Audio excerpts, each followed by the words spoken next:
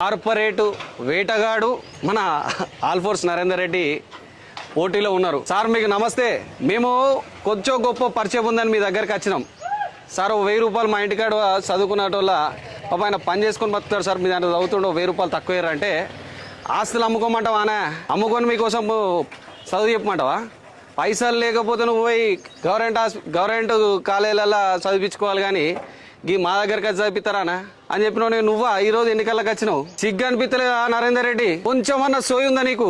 మా ఒక బడుగు బలహీన వర్గాల తల్లిదండ్రుల రక్తం తాగుతున్నావు నువ్వు. ఎంతమంది ఆత్మహత్యలు చేసుకున్నారు? తీయాలా లెక్కలు తీయమంటారు అందరూ?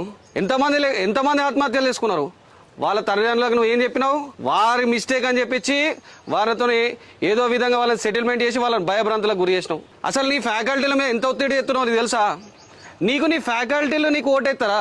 నువ్వు వాళ్ళ ఓట్లు తెచ్చుకున్నావు అంటే నువ్వే గ్రేట్. అది ఈరోజు పట్టభద్రులందరూ కూడా సీరియస్ గా అప్పీల్ చేస్తున్నా. నేను ఈ యొక్క ఆల్ఫోర్స్ నరేందర్ రెడ్డి రేవంత్ రెడ్డి కాళ్ళు మొక్కుకోను, వేరే మంత్రుల యొక్క కాళ్ళు మొక్కుకొని కొన్ని కోట్లు గుమ్మరించి మంచిగా సంపాదించాడు. 100 కోట్లు సంపాదించాడు.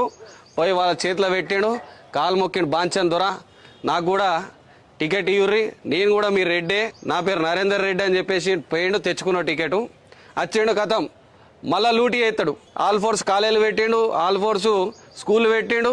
ఉమ్మడి జిల్లాలు మొత్తంలో కూడా ఆయన స్కూళ్ళు ఉన్నాయి, కాలేజీలు ఉన్నాయి. ఇప్పుడు వచ్చి యూనివర్సిటీని పెట్టుకొని పేద మధ్యతరగతి విద్యార్థుల తల్లిదండ్రుల దగ్గరికి వచ్చి మేము ఇది నేర్పిస్తాం, మా దగ్గర ఐఐటి ఉంది. కాదయా, మేము ఐఐటి స్కూల్ లెవెల్ ఏం అవసరం మాకు? స్కూల్ లెవెల్ 6వ తరగతి చెప్పడానికి మేము చదివిరా అంటే మీరు ఐఐటి నేర్పిస్తారు. అవన్నీ మాకు చెప్పి మా పేద మధ్యతరగతి తల్లిదండ్రుల దగ్గర నుంచి వెళ్ళి పైసలు దోపిడీ చేయడానికి కాకపోతే ఇప్పుడు ఓటుకు 10,000 వంచుతున్నామట. సిగ్గు అనిపిస్తుందా? పట్టభద్రులందరూ కూడా ఈ యొక్క రాజకీయ వ్యాపారవేత్తను ఆయన విద్యని వ్యాపారం చేసుకుంటూ పెంచుకోవాలి, ఆల్ఫోర్స్ ఇన్స్టిట్యూషన్ని యూనివర్సిటీగా స్థాపించాలని చెప్పేసి ప్రయత్నంగానే ఈరోజు ఎమ్మెల్సీ క్యాండిడేట్గా వచ్చాడు.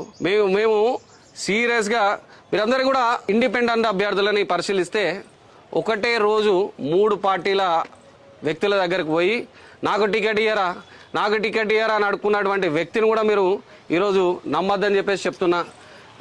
దేశంలో జరుగుతున్నటువంటి ఎన్నికల వాతావరణాన్ని అబ్జర్వ్ చేస్తే దేశం మొత్తం కూడా